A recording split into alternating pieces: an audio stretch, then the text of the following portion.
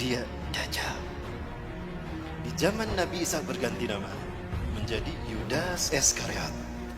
Nabi Isa lahir karena mujizat Allah kan, kalimatullah, disebutnya kalimatullah karena lahir karena kalimatullah. Beliau adalah proses kelahirannya sesuatu yang ajaib. Ini kudratullah dan keajaib, keagungan Allah.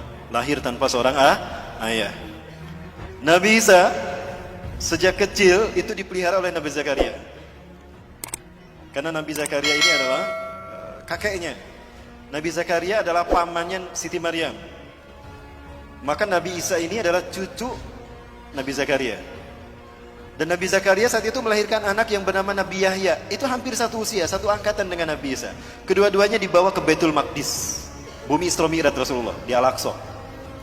Mendengar ceramah pendeta Sanhedrin.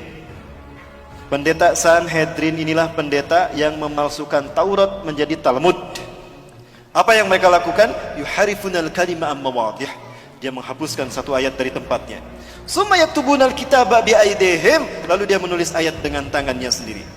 Summa yaquluna hadza min indillah. Kemudian dia mengatakan ini datang dari Allah. Wa ma huwa min indillah, padahal itu bukan dari Allah. Maka setiap kali mereka ceramah tentang inilah Bapak Ibu Taurat yang Allah turunkan pada kita, itu di Masjidil Aqsa, itu di Baitul Maqdis. Nabi Isa saat itu usianya baru 9 tahun.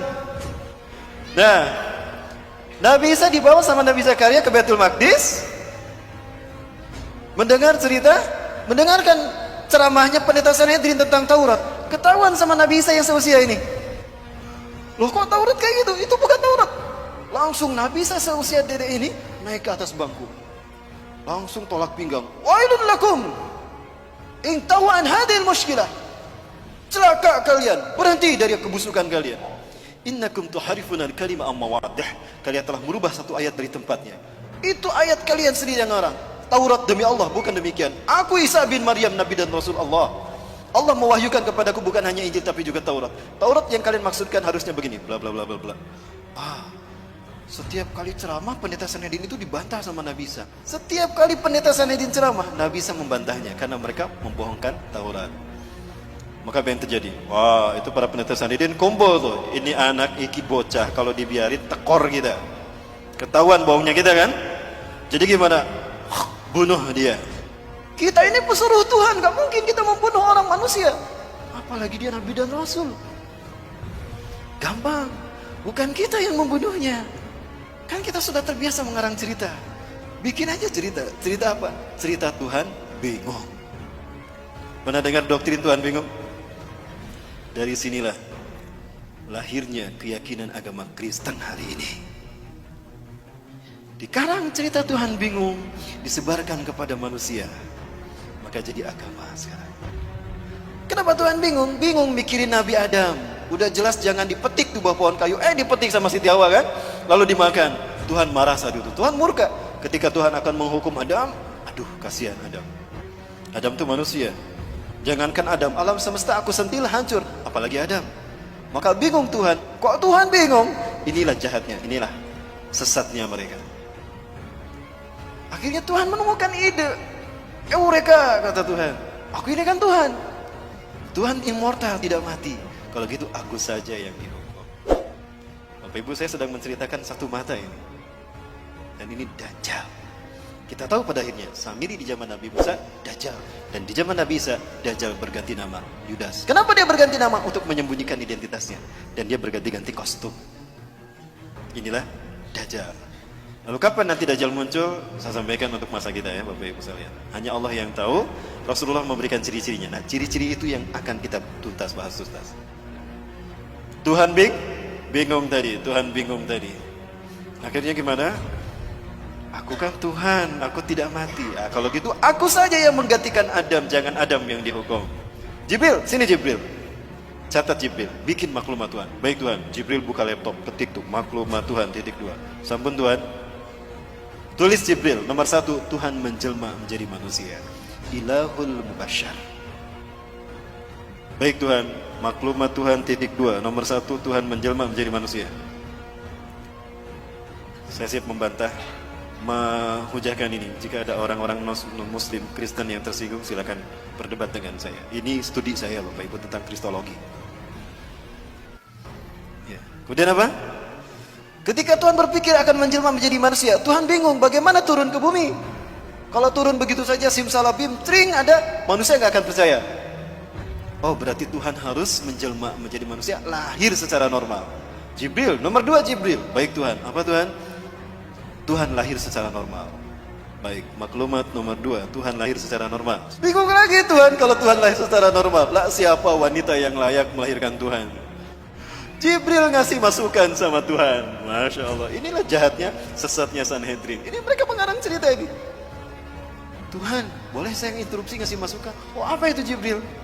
Gini Tuhan, Engkau pernah mengutus saya ke Bethlehem, ke Nazaret.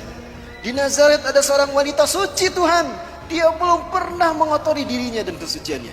Hidupnya hanya untuk ibadah kepadamu Tuhan. Siapa Jibril? Masa Tuhan tidak tahu? Nah ini sesatnya mereka kan. Apa kata Jibril? Maryam Tuhan, Maryam binti Imran. Dia wanita yang hidupnya suci hanya untuk beribadah padamu. Betulkah Jibril? Iya Tuhan. Aneh, Tuhan tidak tahu. Kurang update rupanya Tuhan dalam cerita ini. Maka apa kemudian kata Tuhan? Jibril, ihbit ilal kulli Maryam li'annani sa'anfuh min ruhi ilaiha. Jibril, turun kamu ke Maryam, sampaikan pada Maryam, kalau aku akan meniupkan sebagian ruhku ke dalam rahimnya. Maka Maryam pun hamil mengandung Yesus Kristus, melahirkan sang penebus dosa. Tuhan lahir menjelma menjadi manusia untuk menebus dosa Adam. Artinya menebus dosa manusia. Maka Tuhan harus mengorbankan dirinya demi dosa, menebus dosa manusia, agar bukan manusia yang dihukum. Inilah cinta kasih Tuhan. Betul tidak Bapak Ibu? Dari sini lahir doktrin agama ini kan? Allahu Akbar. Cerita ini pun dikarang, disebarkan kepada raja-raja Herodes, raja-raja Romawi. Yang terhasut saat itu adalah Herodes. Maka semuanya faham kalau Nabi Isa itu adalah Tuhan yang menjelma menjadi manusia. Makanya mereka mengatakan Innallaha Isa ibnu Maryam. Laqad kafara alladziina qalu Innallaha Isa ibnu Maryam. Surat Al-Maidah ya. Sungguh kafirlah orang yang mengatakan Allah itu Isa bin Maryam. Nah ini dari kalangan orang-orang ini, pendeta Sanhedrin yang di zaman Nabi Zakaria mereka memasukkan Taurat menjadi Talmud. Dan ini bujuk rayu siapa? Dajjal. Kemudian Bapak Ibu mati Allah, maka ketika cerita ini disebarkan, fahamlah Nabi Isa kalau nyawanya terancam. Maka Nabi Isa pergi meninggalkan Palestina, meninggalkan Yerusalem, meninggalkan Al-Quds, mengembara. Saat itu usianya genap 12 tahun. Mengembara Nabi Isa alaihissalam, ada satu kaum di mana kaum itu banyak yang buta sejak lahir, diobatin oleh Nabi Isa alaihissalam. Bismillahirrahmanirrahim. Diusap, sembuh. Masaha yamsahu masihan wa mashatan. Mashan wa mashatan. Diusap, mengusap itu masaha. Maka orang yang mengusap disebut masihun al-masih. Man anta? Kaifa tastati an tuslih hadzal ain? Siapa Anda? Bagaimana Anda bisa menyembuhkan kedua mata saya ini? Aina ya? Apa kata beliau? Aku Isa bin Maryam, aku Nabi dan Rasulullah. Berimanlah kepadaku. Engkau Nabi dan Rasulullah? Iya. Allah telah mengutusku menjadi Nabi dan Rasul bagi kalian. Dijelaskan dakwah Nabi Isa, berimanlah mereka. Salah satu dari mereka yang beriman bernama Barnabas. Mengembara lagi.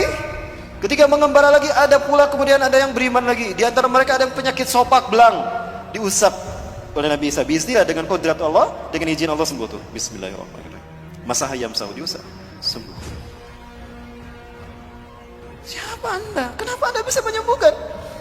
Demi Tuhan, bukan manusia yang bisa menyembuhkan ini. Aku manusia, aku Isa bin Maryam. Hati-hati, aku Isa bin Maryam, Nabi dan Rasul kalian. Dakwah mereka. Didakwahi mereka sama Nabi Isa, berimanlah mereka. Salah satu di antara mereka bernama Yakobus. Terus berdakwah tuh kemana-mana. Di antara mereka beriman semua. Kemudian ada 12 orang. Ada 12 orang yang kemudian menjadi murid Nabi Isa alaihissalam. Kemanapun Nabi Isa pergi, mereka menemaninya. Itulah yang kita kenal dengan sebutan Hawariyun. 12 orang. Nah, ini Bapak Ibu sejarah Nabi Isa. Nah, Dajjal masuk ke tengah-tengah Hawariyun. Jumlah mereka yang tadinya 12 menjadi 13. Siapa dia? Yudas Iskariot. Dajjal dia, Bapak Ibu. Hati-hati kalian. Iblis telah masuk ke tengah-tengah kalian, kata Nabi Musa. Hati-hati, iblis ada di tengah-tengah kita. Mereka menyangka iblis itu yang tidak terlihat, padahal iblis yang dimaksudkan adalah Yudas. Siapa yang paham itu? Barnabas. Pengikut Nabi Isa yang paling jeli dan cerdas. Dialah yang menuliskan kembali Injil yang benar, sehingga disebutlah Injil Barnabas, yang kemudian dituliskan kembali oleh Ashabul Kahfi. Siapa yang menulisnya Ashabul Kahfi? Pimpinan Ashabul Kahfi, Maximilianus. Bapak Ibu yang dirahmati Allah, terungkap semua misteri ini kan? Semua fitnah sejak zaman Nabi Musa sampai Nabi Isa. Nanti kita bedah di masa fitnah di zaman kita. Di zaman Nabi Muhammad ada sosok yang diduga Dajjal. Dia bernama Ibnu Soyad. Ciri-cirinya mirip Dajjal, tapi ternyata dia bukan Dajjal. Ya. Rasulullah belum pernah bertemu Dajjal. Yang pernah bertemu dengan Dajjal adalah Tamim Ad-Dari, seorang sahabat dari Persia, sekampung dengan Salman Al-Farisi. Dia adalah seorang pelaut. Dia melihat Dajjal dengan mata kepala sendiri. Ini satu dalil kuat bagi kita bahwa Dajjal itu manusia, bukan Fomeo. Setelah sampai kepada momen terkait dengan Yudas Iskariot ini, pengkhianatannya, Allah berfirman pada Nabi Isa, Isa bin Maryam, aku akan menyampaikan engkau kepada saat di mana engkau akan aku angkat. Ya. Bapak Ibu silakan buka Quran surat Al-Imran ayat 55. Nabi Isa merasakan akan ada pengkhianatan dari Yudas Iskariot dan kaumnya. Para pendeta Sanhedrin berhasil menipu Raja Romawi yang bernama Herodes, atau orang menyebutnya Herodus yang agung, the Great Herodus. Maka saat itu Herodus dan pasukan Romawi datang mencari-cari Nabi Isa untuk menangkap Nabi Isa dan menyalib Nabi Isa alaihissalam. Allah wahyukan itu pada Nabi Isa. Maka Nabi Isa memahami itu, kemudian Nabi Isa berfirman. Ada dalam Quran surat As-Saff. A'udzubillahi minasyaitonir rajim. إذ قال عيسى ابن مريم للحواريين من أنصاري إلى الله. Surat As-Saff. Ingatlah ketika bersabda Isa bin Maryam kepada Hawariyin, siapakah yang akan menolong aku untuk menegakkan agama Allah? Qala al-hawariyuna nahnu ansarullah. Itu saat terakhir perpisahan dengan Nabi Isa. Kemudian Nabi Isa mengatakan, kelak di antara kalian ada orang yang berkhianat kepadaku dan dia menggantikan tempat kedudukanku. Ya. Kemudian apa yang terjadi Bapak Ibu? Datanglah seseorang kepada Nabi Isa dan kaumnya Hawariyun. Intabi wa antum, intabi wa antum. Bersembunyilah kalian, bersembunyilah kalian. Wa anta ya Masih Nabi Allah. Anda juga wahai Nabi Allah. Anda harus bersembunyi. Kenapa? Sesungguhnya Herodes dan tentaranya Romawi dan juga para pendeta Sanhedrin sekarang datang untuk menyangkap Anda dan menyalib Anda Tuanku. Maka Nabi Isa kemudian memerintahkan kaumnya bersembunyi, termasuk Nabi Isa pun bersembunyi. Bersembunyilah semuanya. Nah, Herodes bilang, aku tahu kalian bersembunyi di sekitar sini. Begini saja, kata Herodes, aku tawarkan dengan bijaksana. Siapa di antara kalian yang mau memberitahukan di mana Al-Masih bersembunyi? Aku tidak akan menangkap kalian. Yang aku butuhkan Al-Masih. Siapa di antara kalian yang mau memberitahukan kepadaku di mana Al-Masih bersembunyi? Aku akan berikan dia sepertiga harta kerajaan Pontius Pilatus atau harta kerajaan Herodes. Dan aku akan mengangkatnya sebagai patih kerajaanku. Yudas Iskariot, Dajjal. Aku butuh kekuasaan untuk mempengaruhi manusia. Dan aku butuh harta untuk keliling dunia. Kalau gitu aku saja yang memberitakan. Pucuk dia cinta ulam. Tiba kata dia. Keluarlah dia. Berbicara kepada Herodes. Ya, berbicara kepada siapa? Herodes, Raja Romawi. Aku tahu di mana Al-Masih bersembunyi. Ikuti aku. Ketika dia akan masuk ke tempat Nabi Isa bersembunyi, di situ Allah berfirman kepada Nabi Isa. Quran surat Ali Imran ayat 55. Iz qala Allahu ya Isa. Iz qala, ingatlah ketika berfirman. Ingatlah Muhammad qala ketika berfirman. Siapa? Allah. Ya Isa, hai Isa, ini mutawaffika. Kalimat mutawaffika, wafat itu bukan berarti mati. Sesungguhnya aku akan mewafatkan kau. Itu artinya bukan mematikan kau. Wafat tidak selamanya artinya mati. Di dalam surat Al-An'am ayat ke-60 Allah berfirman, A'udzubillahi minasyaitonir rajim. Wa huwal ladzi yatawaffakum bilail wa ya'lamu ma jarahtum fil nahar. Dialah Allah yang telah menidurkan engkau di waktu malam dan Allah mengetahui apa yang kalian lakukan di waktu siang. Artinya wafat ini bisa berarti tidur. Berarti Nabi Isa kalimat ini mutawafika, sesungguhnya aku akan menidurkan engkau Isa. Jadi Nabi Isa ditidurkan, tidak dimatikan. Wa rafuka ilayya, dan aku akan mengangkatmu ke sisiku. Artinya Nabi Isa diangkat dengan fisiknya. Wa mutahhiruka minal ladzina kafaru, dan aku akan membersihkan namamu dari orang-orang kafir. Yang bergelar Al-Masih itu bukan Dajjal, tapi Nabi Isa alaihi salam. Allah tunjukkan nanti, makanya Allah turunkan siapa sesungguhnya yang bergelar Al-Masih dan siapa sebetulnya yang menebar fitnah atas nama Isa bin Maryam. Maka Nabi Isa diturunkan untuk membunuh Dajjal. Di mana Nabi Isa akan membunuh Dajjal? Di Aleppo, Suriah, Damaskus, di Masjid Umawi, masjid yang bermenara putih. Saat itu kaum muslimin akan melaksanakan salat subuh berjamaah. Ketika itu qomat sudah dikumandangkan. Wa imamukum al-Mahdi, imam kalian al-Mahdi, kata Rasulullah. Ini ada dalam syarah Sahih Muslim, syarah Syekh An-Nawawi. Kata Imam Mahdi, "Stawu subuhakum tarasu'atadu." Luruskan, dapatkan saf kalian. Ketika sedang meluruskan saf, maka fanazala Isa bin Maryam. Turunlah Isa bin Maryam. Memegang sayap dua malaikat ala janahain malakain. Apabila melihat ke bawah bersatuan air tanda beliau telah berwudu. Apabila melihat ke atas beliau menjatuhkan sesuatu mirip mutiara.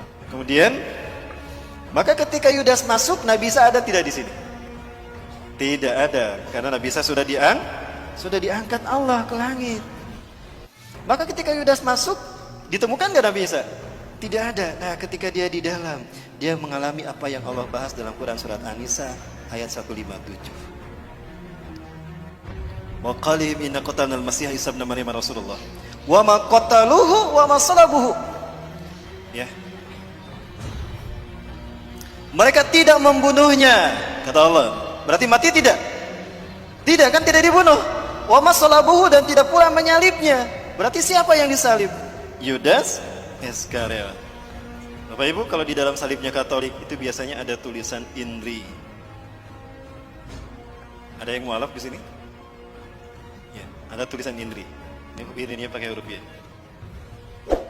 Kalau ditanyakan pada orang-orang non muslim itu, apa arti kata INRI? Saya pernah melakukan. Bertanya kepada seseorang yang mualaf, saya punya jamaah, sahabat, dia sudah masuk Islam. Ketika itu saya tanya, antum tahu apa arti kata INRI? Oh, itu singkatan Yesus orang Nazaret, Raja Yahudi. Oh, bukan. INRI itu artinya bukan itu, tapi INRI itu artinya penjelmaan. Ketika Yudas masuk ke dalam, Nabi Isa sudah tidak ada. Pelangap-pelongo dia, loh, kemana Isa? Tadi di sini. Disitulah Allah merubah wajah dan tubuhnya. Allah merubah Yudas Iskariot menjadi Isa bin Maryam. Mereka tidak membunuh Isa bin Maryam dan tidak punya menyalibnya, tetapi mereka diserupakan. Tetapi dia diserupakan oleh Allah untuk Isa bin Maryam. Ya. Maka Yudas dirubah menjadi Nabi Isa. Maka ketika Yudas keluar, siapa yang ditangkap oleh Herodes? Si Yudas. Loh, kok aku yang ditangkap? Lastu Isa, anak Yudas ada di adul kumilai. Kok aku yang ditangkap? Aku bukan Isa, aku Yudas yang menunjukkan kamu tadi. Terus meneng baik, kok Isa kok? Lewat wajah lu, wajah Isa. Suaramu itu suara Isa tuh. Loh, kok aku yang disalib? Ditangkaplah dia, kemudian disalib. Ketika disalib, ditidurkan, dipaku kaki dan tangannya. Dia melihat Nabi Isa diangkat ke langit. Ini bukti kalau Nabi Isa diangkat dengan fisiknya. Maka dia berkata, Eli Eli lama sabakhtani, ada dalam Bible. Tuhanku, Tuhanku, Tuhanku, Tuhanku, kenapa kau tinggalkan aku? Eli itu bahasa Ibrani itu Tuhan. Ya, Eli itu apa artinya? Tuhan. Itu di bahasa Ibrani, di Romawi sana. Nah, jadi siapa yang disalib? Nabi Isa apa Yudas? Yudas Iskariot. Nah, paham Barnabas apa yang dikatakan oleh Nabi Isa? Kelak di antara kalian ada orang yang berkhianat kepadaku. Dia menggantikan tempat kedudukanku. Ya, di mana? Dia berkhianat karena memberitahukan di mana Nabi Isa bersembunyi kan, dan menggantikan Nabi Isa di tiang salib. Barnabas yakin dia Dajjal. Dia ingin membuktikan kalau dia Dajjal atau bukan. Diam-diam setelah 3 hari 3 malam hari tanpa ada yang tahu, Barnabas menggali kuburannya Yudas. Sebelum digali, Allah kembalikan wajahnya menjadi wajah Yudas kembali dari wajah Nabi Isa. Pergantian wajah ini mengakibatkan adanya pancaran cahaya yang nempel di kain kafan. Maka lihat wajah-wajah Yesus seluruh dunia. Sama kan? Itu dari sumbernya dari kain kafan. Wajah Nabi Isa dikembalikan kepada wajah Yudas. Itu menembakkan ke kain kafan. ya, maka darahnya itu nempel di kain kafan. Ya, the sword from Turin, sampai sekarang masih ada kain kafannya, saya pernah melihat itu. Sekarang ada di Italia, ya, di Turin, Italia. Itulah kenapa wajah Yesus seluruh dunia sama. Ya, ketika digali, apa yang terjadi? Masih hidup. Sebelum dikubur, saya ingin menyampaikan sesuatu terkait dengan Dajjal. Kalau Yudas ini adalah Dajjal. Kenapa saya meyakini kalau Yudas Iskariot adalah Dajjal? Hadis Rasulullah SAW. Tidaklah Allah mengutus seorang nabi pun sejak Allah menciptakan langit dan bumi, menciptakan Adam sampai hari kiamat, melainkan ada satu fitnah yang terburuk, fitnah Dajjal. Sebagaimana para nabi mengingatkan kaumnya tentang Dajjal, dan sebagaimana Nuh mengingatkan kaumnya tentang Dajjal, hati-hati dengan fitnah Dajjal. Hari ini akan aku katakan kepada kalian, sa'aqulu lakum ma lam yaqulhu min qabl. Aku akan mengatakan kepada kalian sesuatu yang para nabi dan rasul belum mengatakannya. Apa itu? Innahu a'war wallahu laisa bi'awar. Sesungguhnya dia a'war. Banyak yang menerjemahkan buta. Menurut saya a'war bukan sekedar buta. Ada orang yang matanya normal tapi tidak melihat. Disebutnya apa? Buta kan? Tapi matanya normal. Kalau ini bukan a'war, itu bukan buta. Lihat hadis yang lain ya. Ka'anna ainuhu ainabah. Seolah-olah matanya itu seperti anggur yang menonjol, hitam semua. Artinya pecak. Jadi bukan buta tapi pecak. Pertanyaannya, kenapa cuma Rasulullah yang memberitahukan kalau dia itu pecak sebelah mata kanannya? Karena peristiwanya terjadi setelah Nabi Isa diangkat. Apa itu? Setelah si Yudas Iskariot disalib, dia diarak ke bukit Golgota. Nah, diarak dia ke bukit Golgota, bukit tengkorak. Ketika diarak, Herodes memegang pedang di tangan kanannya, Old Testament perjanjian lama di tangan kirinya. Itu pedang ditusuk-tusukan ke tubuh Yudas Iskariot. Ketika pedang tadi menusuk tubuhnya, bercucuran darah, Bapak Ibu. Ketika darah bercucuran, para pendeta Sanhedrin dan tentara Romawi berebut darah tersebut, diminum. Itu rukun ke-5 agama Kristen. Ekaristi Holy Water, rukun meminum air suci. Kenapa mereka meminum darah itu? Karena mereka meyakini kalau ada bagian tubuh Yesus bercampur dalam tubuh mereka, mereka tidak akan pernah masuk neraka. Mereka akan masuk surga. Jika ada tubuh Yesus bersatu dengan mereka, maka darah mereka diminum. Itu menjadi rukun ke-5 agama Kristen. Ekaristi Holy Water. Kalau Bapak Ibu masuk ke dalam gereja, ada patung Bunda Maria atau patung Yesus, di depannya ada seloki, ada air warna merah darah. Banyak tuh pedang yang menusuk tubuhnya, dagingnya terkelupas, darah dagingnya diambil dimakan. Rukun ke-3 agama Kristen, Ekaristi Gusti Kudus. Selesai kebaktian, mereka berbaris untuk keluar, pendeta pastor pegang nampan di depannya kan, bagi-bagi kue kecil. Nah, salah satu tusukan pedang itu menusuk mata kanan Yudas Iskariot. Inilah yang Rasulullah katakan, hari ini aku akan beritakan pada kalian sesuatu tentang Dajjal yang para nabi belum memberitahukannya. Dia itu pecak sebelah mata kanannya, dan Allah tidak pecak. Kenapa cuma Rasul yang memberitahukan? Karena hilangnya mata kanan Dajjal, rusaknya mata kanan Dajjal terjadi setelah Nabi Isa diangkat. Jadi siapa yang memberitahukan kepada umat manusia berikutnya? Nabi Muhammad SAW. Jadi siapa yang disalib? Yudas atau alias Dajjal. Orang Kristen pun yakin dia akan turun. Bapak Ibu, di HP saya ada tayangan dalam bahasa Inggris. Ternyata mereka sudah yakin betul bahwa Tuhan yang mereka sembah itu salah. Bahwa Tuhan yang mereka sembah itu ternyata adalah dalam menurut umat Islam. Dan mereka yakin sebentar lagi Isa yang sesungguhnya, the truth, Al-Masih will come to kill this Antichrist. Itu kata mereka. Saya tunjukkan, ini adalah masjid yang menjadi tempat pertemuan Nabi Isa alaihissalam dengan Dajjal. Rasulullah SAW menyebutkan saat itu kaum muslimin akan melaksanakan salat subuh. Wa imamukum al-mahdi, dan imam kalian adalah al-mahdi. Ketika qomat tadi kan Nabi Isa turun ya. Nah, Nabi Isa turun. Di mana turunnya? Di masjid Indal Manaratil Bayda, di masjid bermenara putih Syarqiyah Damaskus, di Damaskus Timur. Ketika Nabi Isa turun, kata Imam Mahdi, "Ta'ali Nabi Allah, salilana." Mari Kanjeng Nabi, imami kami salat. Imam Mahdi mundur. Ternyata Nabi Isa tidak mau jadi imam salat. Didorong tuh Imam Mahdi oleh Nabi Isa. La taqaddam hadhihi uqimat laks. Ya. Tukrimatullah ala hadhil ummah inna ba'dakum li ba'din umara. Tidak, umat ini untuk Anda. Maju ke depan. Andalah imam mereka. Karena sebagian dari kalian ada pemimpin sebagian hari. Inilah kemudian Allah berikan pada umat ini. Allahu Akbar. Nabi Isa sholat di belakang Imam Mahdi. Apakah Imam Mahdi lebih mulia dari Nabi Isa? Tidak. Pelajari Quran surat Ali Imran 81-82. Itu jawaban kenapa Nabi Isa tidak mau menjadi imam sholat.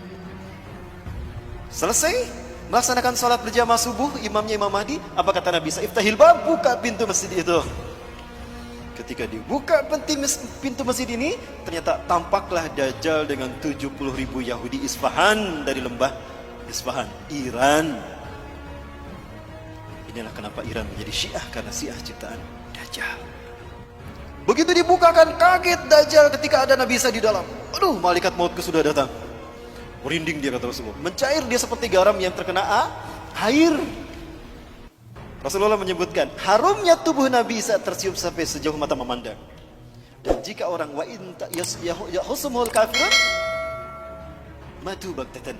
Jika orang kafir mencium bau harumnya Nabi Isa, tubuhnya maka mati seketika. Itu barisan depannya mati semua, plak, mati. Sisanya mereka lari tunggang langgang. Dajjal sendiri itu merinding dia. Lari dari Aleppo, lari ke Israel, Bapak Ibu. Cepat dia larinya. Begitu lari ke barat ada Nabi Isa. Aduh, ada Nabi Isa. Lari ke timur ada Nabi Isa. Lari ke utara ada Nabi Isa. Dia bingung melarikan diri kemana. Saking takutnya dia mencair tubuhnya. Artinya deras mengalir keringatnya. Maka di pintu Ludlah Nabi Isa menemukan Yudas Iskariot alias Dajjal. Di pintu Lut, kata Rasulullah dalam hadis riwayat Imam At-Tirmidzi, Dajjal terdampar, tidak bisa melarikan diri. Dibunuhlah oleh Nabi Isa alaihissalam. Ya, kemudian di pintu Lut lah dia terdampar. Di mana pintu Lut itu? Pintu Lut adalah tempat di mana Dajjal dibunuh Nabi Isa. Ini kata Rasulullah di dalam hadis riwayat Imam Al-Hakim dalam kitab Al-Mustadraknya. Isa bin Maryam akan membunuh Dajjal di gerbang Lut. Yaqtulu Isa bin Maryam ad-Dajjal bi Babiludin. Ya, hadis riwayat Imam At-Tirmidzi dalam kitab Mustadrak juz ke-4 ayat 105. Seperti apa pintu Lut di mana Nabi Isa membunuh Dajjal? Ini dia. Inilah pintu Lutnya. Subhanallah. Di Lut itu sekarang 13 mil timur Tel Aviv. Bapak Ibu kalau umroh plus Aqsa, saya biasa membawa jamaah ke Tel Aviv. Tapi kita tidak bisa masuk ke dalam karena ada pangkalan militer Angkatan Udara Israel. Bapak Ibu rahmatullah Allah. Pertanyaannya, kapan itu terjadi? Baik, kapan itu terjadi Bapak Ibu? Mau kita bahas angkanya? Kita hitung angkanya. Kapan Dajjal muncul kata Rasulullah? Baik, kita bahas dulu angkanya Bapak Ibu. Ini hadis Rasulullah. Sayati Dajjal ilal Madinah wa yattabi'unahu sab'una alaf al-yahud min wadi Isfahan ala jabhatil farsh. Dajjal akan datang diikuti oleh 70.000 orang Yahudi dari lembah Isfahan Iran menggunakan jubah Persia. Saat itu Dajjal akan memasuki Madinah. Baik, selesai. Dajjal akan tiba memasuki Madinah wa huwa mani'un min duhuliya, tapi dia terlarang memasuki Madinah. Kenapa? Li'anna likulli babin bawabati Madinah lahu malakan. Karena di dalam Madinah setiap pintu gerbang Madinah itu dijaga oleh 2 malaikat. Ala sihamihim dengan panah mereka masing-masing. Dengan panah mereka masing-masing. Satu langkah Dajjal masuk ke Madinah dipanah mati dia. Maka fayam kusuh kharijal Madinah. Dajjal takut dibunuh maka dia tinggal di luar Madinah. Kemudian dia naik ke sebuah bukit yang bergaram tadi kata Rasulullah. Bapak Ibu kalau ke Madinah biasa diajak jalan-jalan ke Masjid Qiblatain. Gitu ya. Nah di belakang Masjid Qiblatain itulah bukit yang akan dinaiki Dajjal. Ini bukitnya nih. Inilah gunung yang akan dinaiki Dajjal. Inna Dajjal sayas'adul jabala summa yatawajjah ila jihatil Madinah summa yaqulu liman tabi'ah. Dajjal akan naik ke bukit yang bergaram kata Rasulullah. Lalu dia mengarahkan badannya, wajahnya ke arah masjid, ke arah Madinah. Lalu dia berkata, "Ara'aitum dalikal kisrar abyad? Apakah kalian melihat istana putih itu? Dalika Masjidu Ahmad." Apakah kalian melihat istana putih itu? Itu adalah masjidnya Ahmad. Artinya apa? Ketika Dajjal datang, Masjid Nabawi terlihat putih seperti istana. Pertanyaannya, hari ini Masjid Nabawi berwarna apa? Lihat aja ini kan Masjid Nabawi nih. Warnanya apa? Putih. Nih, Masjid Nabawi di siang hari. Apa warnanya? Dan ini di malam hari. Apa warnanya? Seperti inilah Masjid Nabawi ketika Dajjal melihatnya. Artinya Dajjal muncul di zaman siapa? Zaman kita kan? Baik, yang kedua. Sayati al-Masjid Dajjal wa huwa mani'un min dukhulil Madinah. Wa laha sab'atu abwab. Dajjal akan datang ke Madinah. Saat itu Madinah punya 7 pintu gerbang. Yang setiap gerbangnya dijaga dua malaikat dengan panah mereka. Pertanyaannya, hari ini Madinah berapa pintu gerbangnya? Kata Rasulullah, kalau pintu gerbang Madinah sudah ada 7, itu hari di mana Dajjal akan datang. Pinten bu? Sudah 7. Hari ini Madinah sudah punya 7 pintu gerbang. Jadi Dajjal muncul di zaman siapa? Baik Bapak Ibu. Peristiwa tadi, sholat berjamaah subuh, lalu Nabi Isa turun dan Dajjal Allah pertemukan dengan Nabi Isa. Lalu Nabi Isa membunuh Dajjal. Di pintu Lut tadi Nabi Isa membunuh Dajjal. Kamu yang menuduh saya Tuhan, terus cabut lagi. Padahal kamu adalah makhluk terkutuk. Terus, gitu Dajjal. Menyakitkan sekali. Begitu dahsyat, hebat dan kuatnya Nabi Isa membunuh Dajjal. Sampai darahnya terciprat pada pasukannya. Kapan itu terjadi? Baik, kita hitung ya. Hanya Allah yang tahu, tapi Rasulullah memberikan kisi-kisi pada kita. 100 tahun sekali Allah akan membangkitkan seorang mujadid reformis. Bukan Nabi, bukan Rasul, tapi mujadid yang tugasnya satu, membersihkan Islam dari ajaran sesat. Islam bersih sebagaimana Rasulullah dan para sahabat dulu. Kemudian Imam Mahdi ini, mujadid ini akan membuat Islam memimpin dunia. Seluruh dunia akan dipimpin oleh Islam. Itu 100 tahun sekali terjadinya setelah Rasulullah wafat. Pertanyaannya, abad kejadian Islam sebelum kita siapa? Turki Utsmani. Turki Utsmani berakhir di tahun berapa? 1924. Baik, andaikan ini abad kejayaan Islam sebelum kita. Sepakat ini abad kejayaan Islam sebelum kita?